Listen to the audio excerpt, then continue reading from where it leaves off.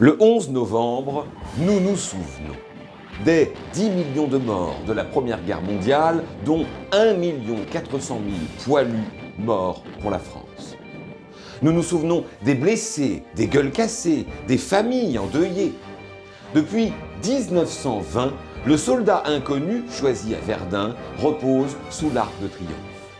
Chaque année, devant ce monument ou devant nos monuments aux morts, le 11 novembre, c'est un jour sacré.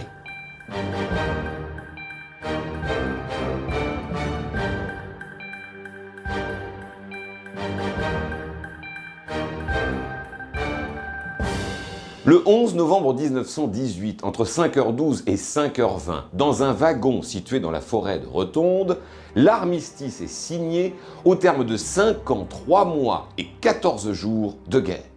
Cet armistice établit entre autres que les combats cesseront à 11h le jour même pour 36 jours.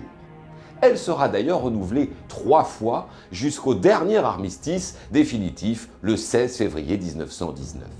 C'est donc à 11h, le 11 novembre 1918, que nos anciens ont entendu le cessez-le-feu. Le dernier soldat mort pour la France s'appelle Augustin Trébuchon. Il est mort à 10h50 après avoir fait la guerre depuis le début. Nous pensons à lui. Chaque année, le 11 novembre, la France rend hommage à ses poilus. À Paris, le président de la République descend les Champs-Élysées. Il se rend à l'Arc de Triomphe. C'est lui qui ranime la flamme du soldat inconnu. Que de symboles ici, que d'honneur aussi. C'est en 1920 qu'on a inhumé sous la dalle sacrée le soldat inconnu.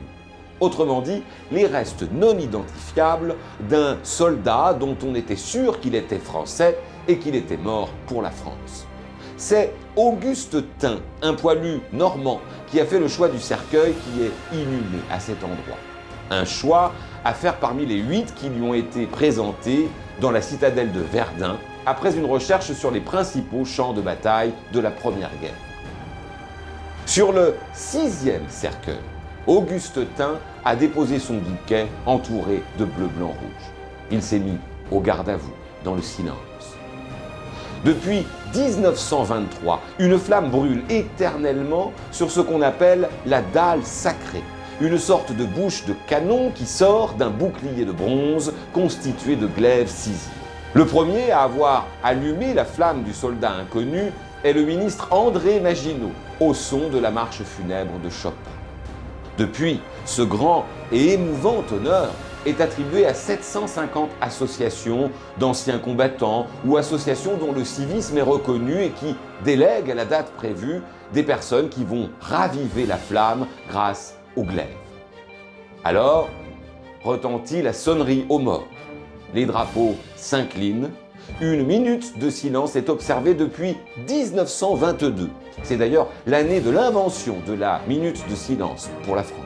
Enfin, la Marseillaise clôt la cérémonie.